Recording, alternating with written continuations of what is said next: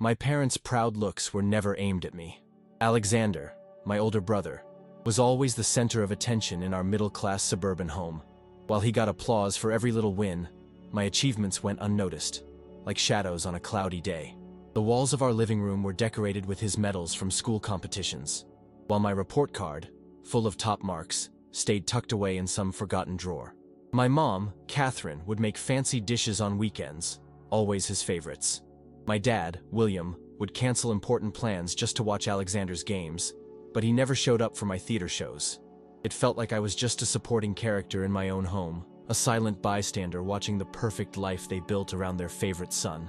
Subscribe to the channel and hit like for more stories like this. My 18th birthday wasn't celebrated. It was marked by words that changed my life forever. My dad walked into my room holding a crumpled brown envelope. "It's time for you to follow your own path," he said, not even looking me in the eye. Inside the envelope, there were just a few bills and a note with the address of a cheap boarding house. That same week, Alexander had lost yet another semester in college because of absences and low grades. Still, my parents decided to gift him a new car, arguing that it might motivate him to study harder. The irony of it all was choking me. While I was packing my few clothes into an old backpack, I could hear my mom downstairs comforting Alexander about his academic failure. "Don't worry, dear, you just need to find your own time," she'd say, in that sweet voice she never used with me. The contrast was striking. Me being kicked out once I hit adulthood, while my 21-year-old brother kept getting pampered and protected. The next morning, I left without saying goodbye. No one got up to hug me or wish me luck. The sound of the door closing behind me echoed like a full stop after 18 years of silent rejection. I took only the essentials, a few changes of clothes, some documents, and the savings I had built up working part-time through high school. The weight of my backpack felt light compared to the weight of the reality waiting for me. The boarding house I moved into was in a rundown part of the city. My room was tiny, with a window that barely let any light in, and the walls were stained with moisture. The thin mattress on a metal frame creaked with every movement, and the shared bathroom at the end of the hall always had a line. I picked up 2 jobs just to get by. During the day, I worked as an assistant at a building supply store, lugging bags of cement and stocking shelves until my back hurt. At night, I washed dishes at a busy downtown restaurant. My hands, once soft, were now calloused and often hurt from the heavy work and harsh chemicals. Between jobs, I barely had time for a quick shower and a uniform change. Sleep became a luxury I rarely got enough of. Sometimes I'd doze off on the bus between jobs, waking up startled, worried I'd miss my stop. The social isolation was the hardest part to bear. While other people my age were in college or out with friends, I spent my days among toolboxes and piles of dirty dishes. On the rare days off, I was too exhausted to do anything but sleep. Occasionally, I'd pass by my old home on the bus. Through the lit-up windows, I could see life going on as usual inside. Once, I even saw Alexander parking his new car, laughing on the phone, probably coming back from a party. The sting of being left out still hurt, but it was beginning to change into something else. A silent determination to prove my worth, not for them, but for myself. It was on a rainy night, on my way back from the restaurant, that I found Rookie. The dog was huddled under a canopy, shivering and completely soaked. He was a medium-sized mutt, with caramel-colored fur and eyes so expressive they seemed to hold all the world's sadness. Even though I was exhausted after 16 hours of work, I just couldn't walk by. I approached slowly, offering him a piece of the sandwich I'd saved for dinner. He hesitated at first, but hunger got the better of him. As he ate, I noticed he was wearing a worn-out collar with a tag. It read Rookie, along with an address not too far from here. Despite the exhaustion and the rain, I decided to do what I felt was right. I wrapped the dog in my work jacket and headed to the address on the tag. After a 20-minute walk, I arrived at an old but well-kept house. The lights were on, and when I rang the doorbell, an elderly lady answered. Her face lit up when she saw Rookie. "Oh my God, you found him!" she exclaimed. I later learned her name was Margaret. She explained that her dog had escaped during a storm 3 days ago, and she'd been desperately looking for him ever since. Her teary eyes showed a genuine love for him. Margaret insisted that I come in to dry off and have some hot chocolate. The inside of the house was cozy, with well-preserved old furniture and photos in golden frames everywhere. As she handed me a steaming mug, she told me she'd been living alone since her husband passed away 5 years ago. Rookie was her only company. The way she talked, her natural kindness, and the obvious affection she had for the dog moved me deeply. It was the kind of family love I'd never experienced at home. When I said goodbye, she made sure to write down my phone number, saying she wanted to thank me properly later. I went back to my room at the boarding house, soaked and even more exhausted, yet with a strange sense of satisfaction. That night, I fell asleep with a smile on my face for the first time in ages, not knowing that that chance encounter would completely change the course of my life. Margaret started calling me regularly, always with some new excuse. At first it was just asking for help with little fixes around the house. A dripping faucet, a wobbly shelf, a light bulb that needed changing. Then the invitations became more frequent and personal. Sunday dinners, afternoons for tea, or just keeping her company while she sorted through her photo albums. Little by little, I began to open up to her. During our conversations, I shared bits of my story, the rejection by my parents, the daily struggles, the dreams I'd been forced to put on hold. Margaret listened with an attentiveness I'd never gotten from my own family, offering not pity, but true understanding and wisdom.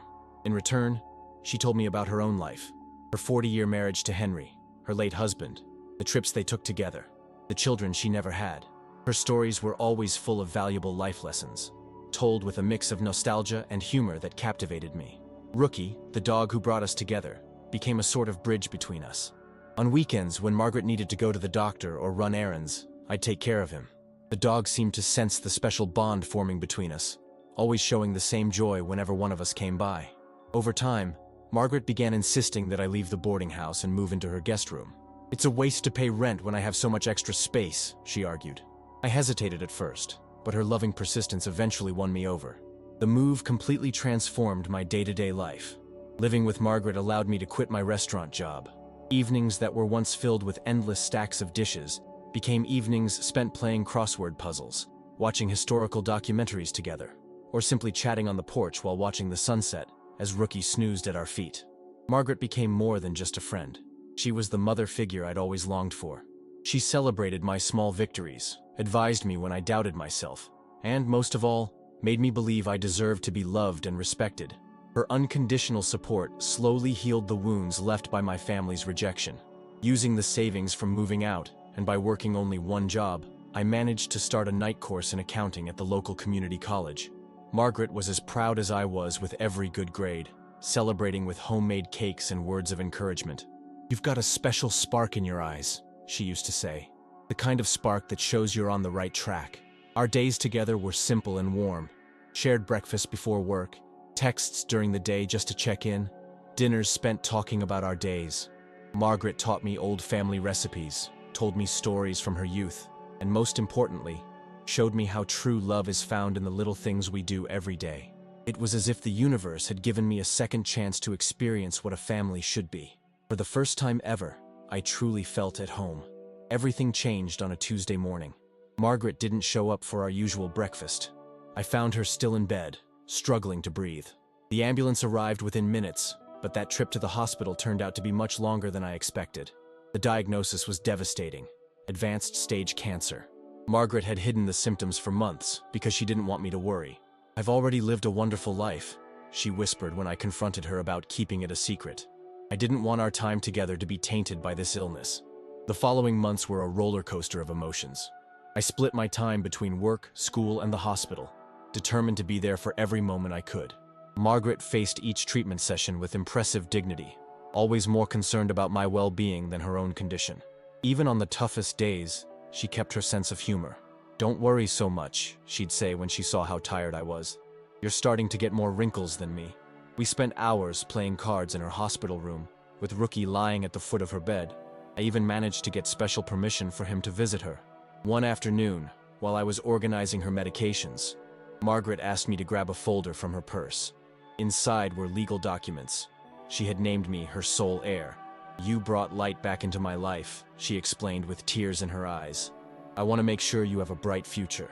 I tried to protest, but she was firm.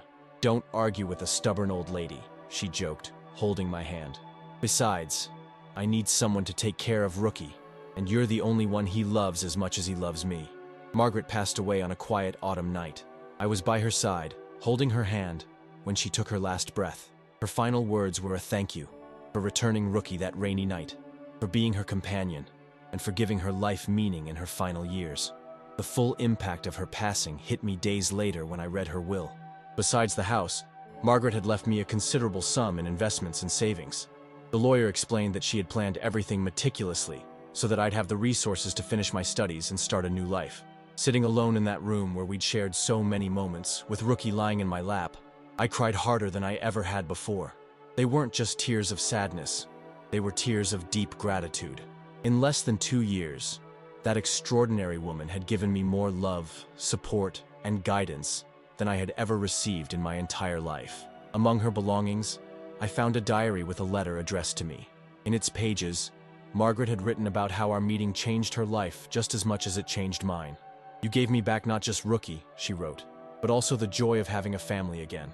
Now it's your turn to build your own path, knowing you always have an angel rooting for you." News of the inheritance spread quickly through the neighborhood and, inevitably, reached my family. The first contact came via a text from my mom, asking how I was doing. After 2 years of complete silence, those seemingly innocent words now felt tainted with hypocrisy. Soon enough, the calls started. My dad, in his artificially casual tone, tried to set up a lunch to talk. Alexander suddenly got interested in reconnecting with his little brother. Every notification on my phone brought another attempt at reaching out, all blatantly motivated by the news of my financial turnaround. The changes in my life were obvious. I finished my accounting course, started working at a reputable company, and Margaret's house, now mine, was in perfect shape.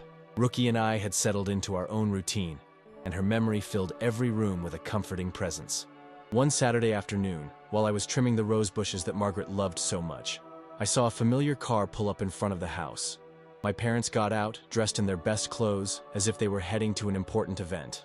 Rookie, usually warm to strangers, stayed by my side, growling softly. "Son, you look great," my mom exclaimed, trying to hug me. I stepped back, keeping my distance. My dad, holding an envelope, cleared his throat awkwardly. "We came to make peace," he said. "You know, family is important." The envelope contained old photos of me that had never been displayed at home. Now, conveniently, they wanted to share memories they'd hidden for years. They talked about regret, about how much they missed me, and about how Alexander was changing too. He'd finally gotten a job, they said, as if that erased years of favoritism. "That lady, Margaret," my mom began hesitantly. "She must have seen something really special in you to leave all this behind." The way she stressed all this made it clear exactly why they were there. It wasn't for me. It was for what I now had. I stayed silent as they talked, watching their eyes scan the well-kept facade of the house, the immaculate garden, and the furniture visible through the windows. Every calculated look confirmed their true intentions. "You know," I finally said, "Margaret taught me more about family in 2 years than you did in 2 decades." I picked up the envelope with the photos and handed it back. She loved me for who I am, not for what I have. I never had to prove my worth to her. My mom began crying, tears that sounded more like frustration than true remorse. My dad tried to talk about blood ties and forgiveness, but his words rang empty. "The house you're after," I continued, "is not mine. It's Margaret's. Every brick, every piece of furniture, every flower in this garden carries her love, and that love isn't for sale." With that, I went inside and closed the door, leaving them standing in the garden with their rehearsed excuses and transparent intentions. The next day, Alexander showed up alone. Unlike our parents, he didn't even try to hide his intentions. "You've always been the smart one, huh?" he said with a bitter smile. "You managed to bag a lonely old lady and secure your future." His words hit a nerve, but I stayed calm. I watched my older brother, the guy who had always been the center of attention, standing at my door with envy in his eyes. The new car our parents gave him looked noticeably worn, and his designer clothes couldn't hide his disheveled state. "You know what's ironic, Alexander?" I replied. "While you guys were kicking me out of the house, I was learning what family really is. Margaret didn't just give me a roof. She taught me values that money can't buy." He laughed, a rough, humorless sound. "Always the saint, but now you've got a fancy house and a plump bank account. How convenient, huh? Meanwhile, I'm the family failure." "You were never a failure," I said. "You just got spoiled waiting for everything to be handed to you on a silver platter. So why bother fighting for something?" The truth in my words hit him like a slap. I saw his face shift between anger and shame. "You don't understand," he tried to say. "The pressure of being the oldest, the expectations." "Expectations?" I interrupted. "What expectations?" "Mom and Dad forgave every one of your mistakes. They paid your debts, covered your car accidents, and overlooked your lost semesters. Meanwhile, I got kicked out just for existing. Alexander went silent for a moment, perhaps really processing for the first time how unfairly we were treated. "I never asked to be the favorite," he murmured. "No, you didn't. But you never did anything to stop the injustice either. You just watched and enjoyed every privilege without questioning a thing." Rookie, who had been watching our interaction, came over and sat by my side as if offering silent support. Alexander looked from the dog to the house, and finally, to me. "What do you want me to do?" he asked, sounding defeated. "Nothing," I replied. "I don't want anything from you or from our parents. I've got everything I need right here. A home built with true love, memories that mean more than any inheritance, and lessons I'll carry forever." I saw something change in his eyes. Maybe understanding, maybe regret. Without another word, Alexander got back in his car and left. I caught one last glimpse of him in the rearview mirror as he looked back at the house, at the place where I'd finally found the kind of family love he, with all his status as the favorite, never truly experienced. That was the last time I saw my brother. That confrontation marked a definite end to the chapter of my life involving my biological family. There was no more anger or resentment, only the certainty that some ties need to be cut so we can finally grow. The following months brought a profound transformation in my life. It wasn't just about the financial stability Margaret's inheritance provided. It was an inner change that went far beyond material things. I started dedicating myself to causes Margaret always supported. I turned part of the garden into a community garden where elderly neighbors could grow their own vegetables. On weekends, Rookie and I visited animal shelters, and I eventually became a regular volunteer, helping other dogs find loving homes. My career also took off. The accounting course opened doors I never imagined possible. At work, I was promoted to a leadership role where I could mentor other young professionals. Whenever someone asked about my success, I'd share the most valuable lesson I learned from Margaret. A person's real worth isn't what they own, it's what they give to others. The painful memories of my family's rejection gradually lost their power over me. I no longer needed my parents' approval or my brother's validation. I had found my own identity, built on genuine love and solid values. Margaret's room remained untouched, a sanctuary of precious memories. Sometimes I'd sit there with Rookie, remembering our conversations, her wise advice, and all the laughter we shared. Every corner of the house reminded me of her loving presence guiding me. The loneliness that once consumed me was replaced by a sense of peace and purpose. I learned that family isn't defined by blood or a last name, but by the bonds of true love we build every day. Margaret showed me this not just with her words, but through actions that completely transformed my life. As I watched the sunset from the porch with Rookie sleeping at my feet, just like we used to do with Margaret, I realized that I had finally found my place in the world. I wasn't the rejected son or the forgotten brother anymore. I was simply me, whole and at peace. Subscribe to the channel and hit like for more stories like this. Today, when I look back, I see how every difficult moment led me exactly where I was meant to be. The rejection I suffered at home prepared me to recognize and value true love when I found it in Margaret. That rainy night when I found Rookie wasn't a coincidence. It was the universe guiding me to my real family. I keep a small photo of Margaret on my desk. Her gentle smile reminds me every day that the most meaningful connections in life don't always come from where you expect. She taught me that family is something we build, choose, and nurture. Rookie, now older, but still full of energy, remains my loyal companion. Together, we keep alive the legacy of love and generosity Margaret left us. The garden she loved blooms every spring, just as the seeds of kindness she planted in me continue to grow. I no longer hold any bitterness toward my biological family. Their rejection pushed me onto a path that led me to discover a deeper, truer love than I ever imagined possible. Margaret didn't just leave me a material inheritance. She gave me the understanding that family is about the daily choices of love, respect, and care we make for one another. The house I inherited is more than just a roof over my head. It's a testament to how love can transform lives. Every room holds precious memories. Every object tells a story of genuine affection. Here, I finally found not just a home, but the true meaning of belonging. Subscribe to the channel and hit like for more stories like this.